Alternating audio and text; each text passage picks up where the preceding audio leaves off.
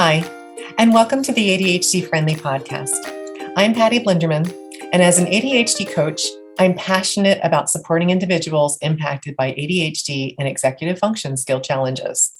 I started this podcast so I could share research, tried and true practices, and my own experiences in the hopes that it makes your life a bit more ADHD-friendly.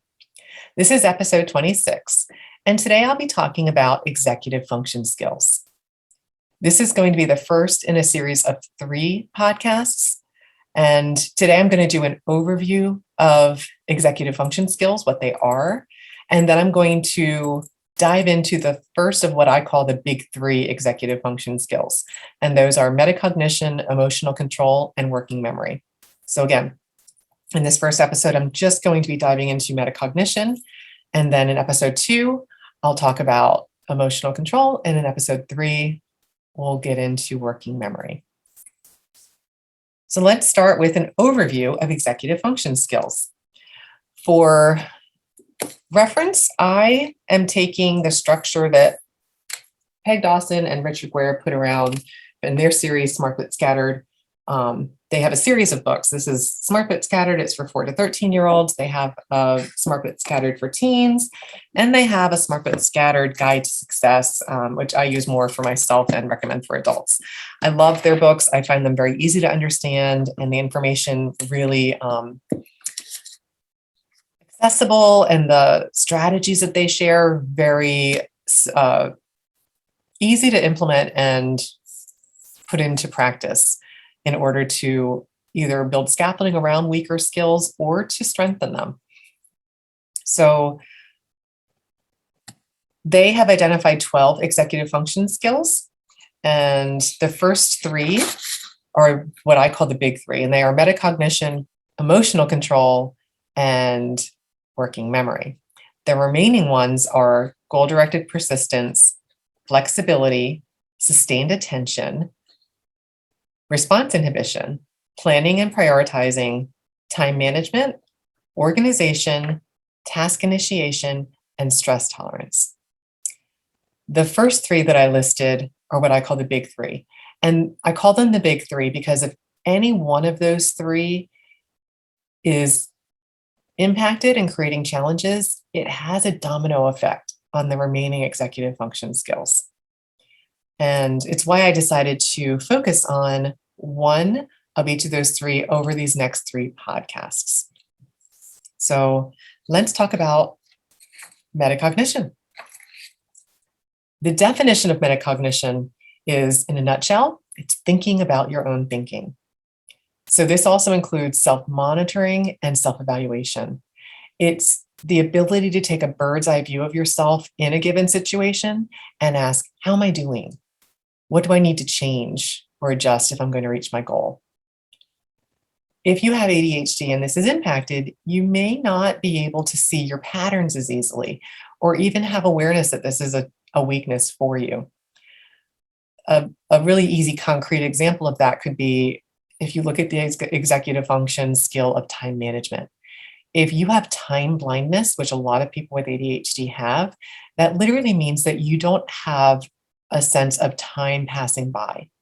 So you might arrive late, even though you have great intentions and believe you have plenty of time, really struggle to arrive on time consistently. If you're not aware of this being a problem for you, or if your sense is, yeah, I was just a minute late, it's not a big deal, but to somebody else, it is a big deal, you're just not picking up the cues, or you're not aware of that, there's not a lot of motivation to put structure around it to change it. If we don't have motivation to change something, we're not going to move the needle on this. So if we're not able to connect to the benefit of the effort we're going to put into it, we're not motivated to do the work. That comes from metacognition. It's your own awareness of, is something working for me? Or if it isn't, what can I do to change it? And that change will take effort. But first we have to be aware that it's needed to be supported before we can put energy into actually shoring it up a bit. I always, when I talk with a potential coaching client, it's the number one thing I'm listening for besides energy to work with them is, how is their metacognition? Because if it's not a strength, it doesn't mean that you're not coachable. It just means I know we're going to be focusing on metacognition as a foundational piece of our work together, because we have to build awareness before there's motivation to work on something. So a personal example for me that demonstrates metacognition is I'm not able to do a lot of the different executive functions well if I don't get enough sleep. So it's a great domino example. If I don't get enough sleep, I don't control my emotions well. I'm not able to prioritize. My working memory is impacted, so I can't hold information in my brain and manipulate it because my brain's just tired if I didn't get enough sleep. So it literally has that domino impact. Long before I ever knew what executive functions were, I knew sleep was a core piece for me, that if I didn't get it, it was literally the difference between a good day and a bad day. And it was so painfully obvious to me that from a pretty young age, I've always prioritized my sleep. Well, I shouldn't say always, but I have really made it a conscious decision to support myself to get good restorative sleep as often as I possibly can. That's because my metacognition was supporting me to see that without that sleep, it was negatively impacting my ability to do the things I was trying to get done the next day. A strategy from Dawson and Guare's book is they recommend developing a system to learn from areas that you struggle with. So if you think about a specific area that you struggle with, maybe you tend to run late or you have difficulty pausing and planning things, you just like to jump in and start. So think about a specific task or situation. So I'm going to share an example here as I go through this. It's a 5-step thing that they recommend. 1, identify the task or situation. So the example is going to be a person went out to dinner with a friend. 2, identify what went wrong. They were watching TV on the screen in the restaurant while they were eating.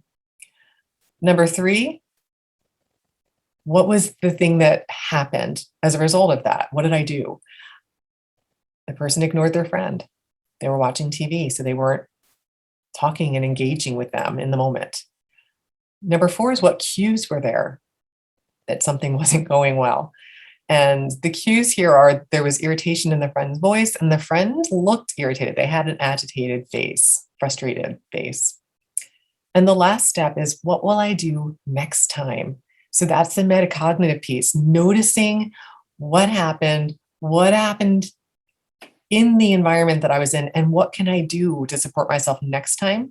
And so the example here is, pick a restaurant without a TV would be a quick, easy solution. If that was the clear distractor, making sure that you're identifying where can we go that's not going to have a TV so that that doesn't happen again next time. That's using your metacognitive executive function skill as a strength. And the more that you can pause and look at those prompts, again, what's the task or the situation? What went wrong? What did I do? What cues were there? And next time I will blank. Those are the 5 steps. If that sounds sparkly to you to experiment with, do an ADHD-friendly experiment and see how does it support you and your metacognition. I invite you just to play with it and see what you learn as you build up your own metacognition.